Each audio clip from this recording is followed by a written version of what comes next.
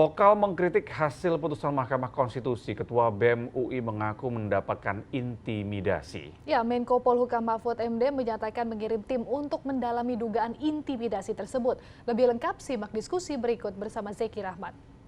Bukan soal kita kontra dengan ibu saya di rumah didatangi oleh aparat keamanan, ada dari TNI, ada dari Polri. Ketua Badan Eksekutif Mahasiswa Universitas Indonesia mengaku diintimidasi setelah vokal menyuarakan kritik kepada pemerintah soal putusan Mahkamah Konstitusi terkait batas usia Capres dan Cawapres. Apa bentuk intimidasinya dan siapa yang mengintimidasi? Kita diskusi bahas ini.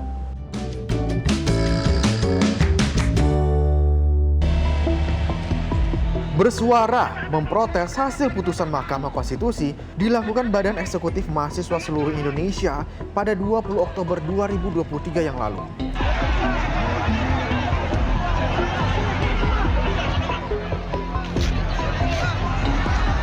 Buntut bersuara lantang memprotes hasil putusan MK terkait batas usia Capres-Cawapres, Melki Sedek, Ketua BEM UI, mengungkapkan bahwa dirinya mengalami intimidasi. Sejumlah kejadian yang tidak biasa ia alami. Salah satunya, rumah orang tuanya di Pontianak, Kalimantan Barat didatangi sejumlah aparat yang mencari tahu informasi seputar dirinya. Kejadian ini pun membuat keluarga Melki tidak nyaman. Ini bukan soal Melki, tapi banyak juga teman-teman BEM, teman-teman gerakan mahasiswa, teman-teman gerakan rakyat, civil society juga mengalami hal-hal yang sama. Ini bukan soal saya saja, tapi artinya ada yang salah dari konsepsi demokrasi sampai harusnya semua orang yang kritik, semua orang yang kritis, semua orang yang menyampaikan pendapat harus diintimidasi dan direpresi sampai segininya. Jadi ini himbauan buat teman-teman yang hari ini kritis, teman-teman yang hari ini berusaha untuk melawan, jaga diri masing-masing, kondisi kekuasaan makin mengkhawatirkan. Tadi bentuk intimidasinya apa, Bang? Ya, ibu saya di rumah didatangi oleh aparat keamanan, ada dari TNI, ada dari Polri, menanyakan ke ibu saya, Melki itu biasa balik ke rumah kapan, Melki itu kegiatannya dulu kalau di rumah ngapain aja, ibu komunikasinya gimana dengan Melki. Jadi itu berapa kali ditanyakan, termasuk guru di sekolah saya juga ada yang menelpon ke sekolah SMA saya, menanyakan dulu pas sekolah Melki itu ngapain gitu. HP saya juga sudah beberapa hari ditelepon oleh aparat keamanan gitu. Tapi tidak satupun dari ancaman-ancaman itu yang membuat kita gentar. Artinya kalau kita semakin banyak diancam, kita sudah di jalan yang benar. Beberapa pihak bersuara atas intimidasi yang dialami Ketua BEM UI ini. Jadi intimidasi kepada Saudara Melki Sedek, Ketua BEM UI, ini menjadi perhatian khusus untuk kita semuanya agar hal-hal seperti ini tidak terjadi lagi. Dan kita menyampaikan kepada seluruh masyarakat agar tidak ragu apabila melihat hal-hal yang menurut masyarakat melihat bahwa ini merupakan tindakan intimidasi, untuk tidak sungkan untuk melaporkan kepada pihak yang berwenang. Tentunya kita lihat di sini kalau apabila ada pelanggaran bisa kita laporkan kepada Bawaslu, dan kita berharap juga dari teman-teman Bawaslu juga ikut mengambil peran aktif juga. Santer disebut ikut mengintimidasi keluarga Melki Sedek di Pontianak. Kodam 12 Tanjung Pura langsung mengecek peristiwa tersebut. Kami kutip pernyataan Kapendam 12 Tanjung Pura yang menyampaikan sampai saat ini info tersebut belum jelas kebenarannya, apalagi sampai mengintimidasi. Sementara dari pihak kita belum ada info mengenai hal tersebut. Amnesty International Indonesia meminta aparat mengusut dugaan intimidasi yang ditujukan kepada Ketua BEM UI. Kami mengecam tindakan intimidasi aparat terhadap Ketua BEM UI, Melki Sedek Huang. Melki kami kenal sebagai aktivis mahasiswa yang aktif menyuarakan pikiran dan pendapatnya terkait situasi politik di Indonesia. Terakhir, ia sangat aktif menyuarakan kritiknya terhadap putusan Mahkamah Konstitusi nomor 90 tentang batas usia Capres dan juga Cawapres.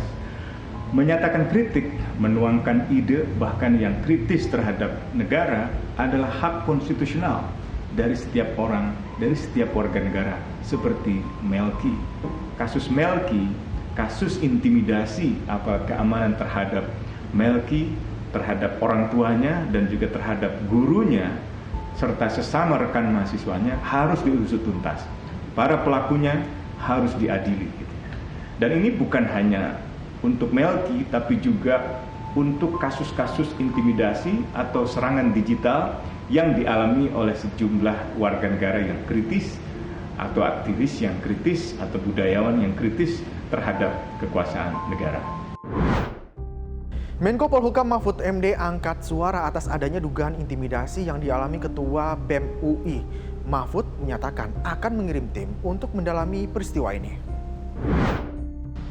Kalau itu benar terjadi, dilakukan oleh aparat polisi, itu berarti sangat tidak profesional dan melanggar konstitusi. Pertama, karena apa? Jangankan orang tuanya, si Melki sendiri melakukan protes seperti itu dilindungi oleh Undang-Undang Dasar. Hak menyatakan, berpendapat, dan bersikap. Melki sendiri boleh, apalagi yang diteror kalau jadi orang tuanya yang ada di desa. Itu tidak boleh, itu pelanggaran atas asas profesionalitas. Dan itu tidak boleh terjadi di negara kesatuan Republik Indonesia yang punya konstitusi yang sangat ketat untuk itu. Baik Melki maupun orang tuanya harus dilindungi. Tetapi mungkin saja yang mengintimidasi Melki maupun orang tuanya Melki, kalau itu hanya dengan telepon gitu, mungkin saja sesama warga sipil, mungkin kan? Mungkin. Jadi belum tentu aparat juga. Nah, oleh sebab itu saya akan mengirim tim ke sana. Karena kalau ini dibiarkan tuh nanti akan terjadi lebih lanjut dalam peristiwa-peristiwa politik berikutnya. Perintah Presiden sudah jelas, antara TNI, Polri, birokrasi harus netral dalam semua peristiwa politik. Khusus untuk pemilu, Panglima sudah memerintahkan akan menjatuhkan sanksi kepada prajurit yang tidak netral. TNI juga, Polri juga, Kapolri sudah mengirimkan surat ke berbagai daerah yang saya baca tidak boleh Polri itu memihak. Nah, kalau itu terjadi di bawah, saya akan mengirim tim dalam waktu dekat ini untuk bertanya apa betul itu diteror oleh polisi. Kan gitu kan? Ya kita lihat aja nanti. Bersuara menyampaikan aspirasi sudah menjadi bagian dari demokrasi. Saat debat calon presiden tahun 2014 yang lalu, Presiden Jokowi pernah mengatakan demokrasi adalah mendengar suara rakyat dan melaksanakannya. Saya Zeki Rahmat pamit, terima kasih, sampai jumpa.